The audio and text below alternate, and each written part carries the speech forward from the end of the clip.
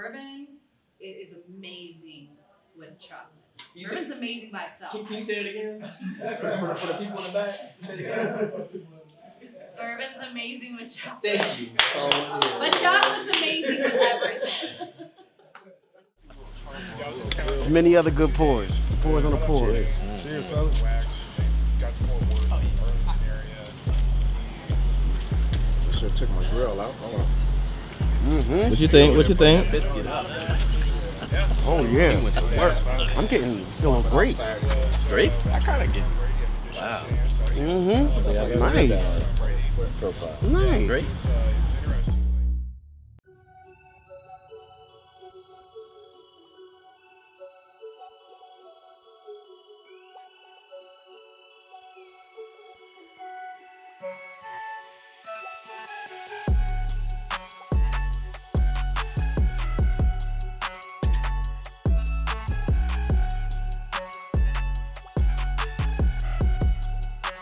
All the same mash bill, by the way, and it's just a taste of some of our ingredients, not all, okay? If you guys ever have a question, feel free to ask anything. If I don't know the answer, I'm gonna do my very best to make sure I find that out for you guys. So we started in 1935. The five Shapiro brothers decided to get into bourbon. That was just 2 short years after Prohibition ended, right? So it was a great time to get into it, but they had no idea what they were doing. They had no product, they had no knowledge, nothing. Thankfully though, during that time, the Beam family members were everywhere and they were all master distillers. They were devout Catholic and they were told to go procreate, and so they did a lot. And it resulted in many master distillers. We ended up lucky enough to get Earl Beam, who was our first master distiller, and he actually got a bunch of our grain contracts that we still use to this day. Mainly because they're family owned and operated, and we're family owned and operated. And that's super, super important to us. We're actually the biggest distillery family owned and operated here in America. So, all right, you guys ready? Yeah. Any more questions besides can we start drinking? No? All right, so Jim Beam's is gonna be like 900 to 1,000 barrels, all right? So we take our small batch, we place it into a toasted barrel for 3 months. How we get our toasted barrel?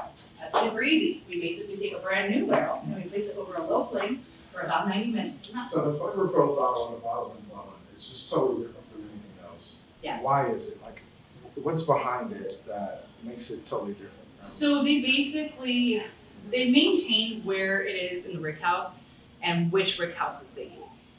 So I know this is kind of not a real thing, but I feel like it is. Sunshine barrels.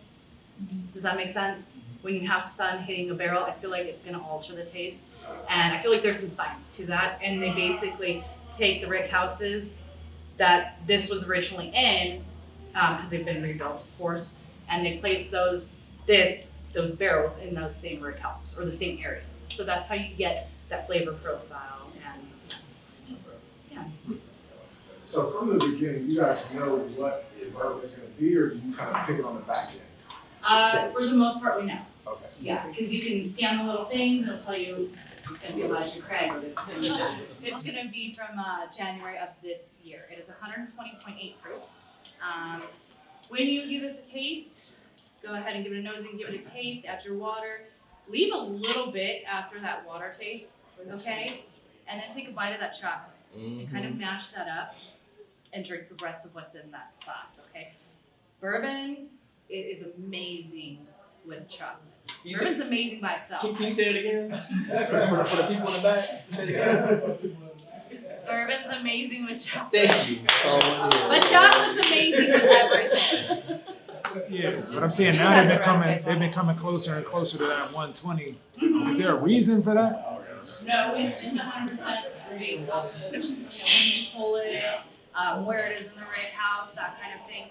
Now, I will be honest and tell you that we do have what's considered hazmats, and those are 140 plus, and those aren't as rare as what you may think.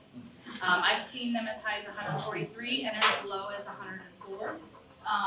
And we get that because we put it in the barrel at 125 proof, and depending on where we have it in the rig house is going to figure out if it's going to be, it's going to proof up.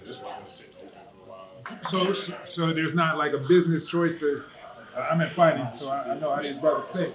There's not a brother who's just like, we can make we've been putting out 135s we gotta add more water and get out more bottles. So these are literally still barrel proof. They're just not as high proof as they were. Yeah, it just depends on where. We don't add water to it. Yeah, they're right there. So sorry, thank you. We don't add water to it at all.